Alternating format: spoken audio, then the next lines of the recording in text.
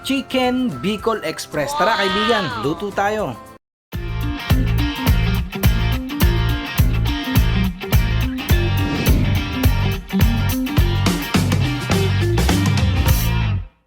At eto na kaibigan, yung 3-whole chicken na natin na ginayat.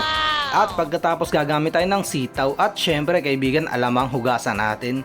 At eto, gayatin na natin kaibigan itong ating gagamiting sitaw. Pwede rin naman kayong gumamit ng talong o kaya ay sigarilyas o kung ano man yung available para sa inyong pang Bicol Express. At shoutout nga pala mga kaibigan sa ating 5K followers na nanonood at sumusuporta sa aking mga video. At pagkatapos niyan kaibigan, gamit tayo dito ng kamatis. Atin lang itong gagayatin ng panggisa lang kaibigan. Yun lamang naman ang gaya niya. Pwede rin naman pa-cubes kung gusto nyo.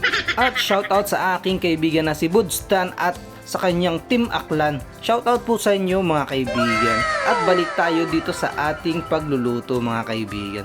Lagay lang tayo ng mantika.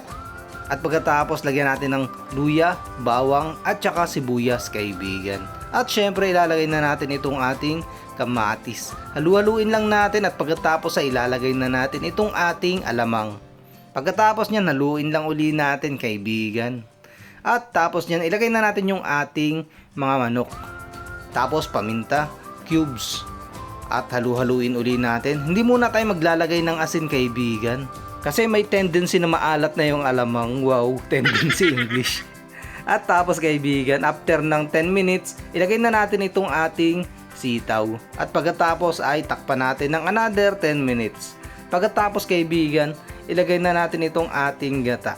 Napapa-English na naman ako mga kaibigan. At pagkatapos niyan ay halu-haluin lang natin hanggang sa maiga o makuha natin yung gustong tamang sabaw na ating gusto sa ating Bicol Express na chicken. Ano daw? Basta yun na yan kaibigan. Tapos lagay tayo kaibigan ng siling haba.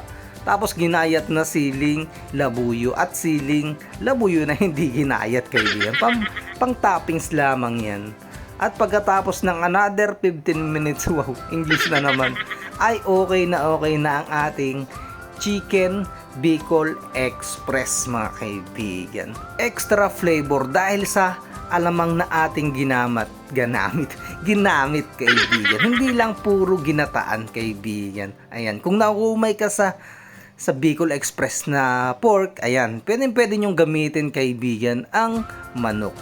Napakasarap at sana'y subukan ninyo ito mga kaibigan. At kung nanonood ka pa rin hanggang dito sa dulo ng aking video, pa-comment naman kung taga saan ka para naman mabati kita kaibigan. Yun lamang mga kaibigan.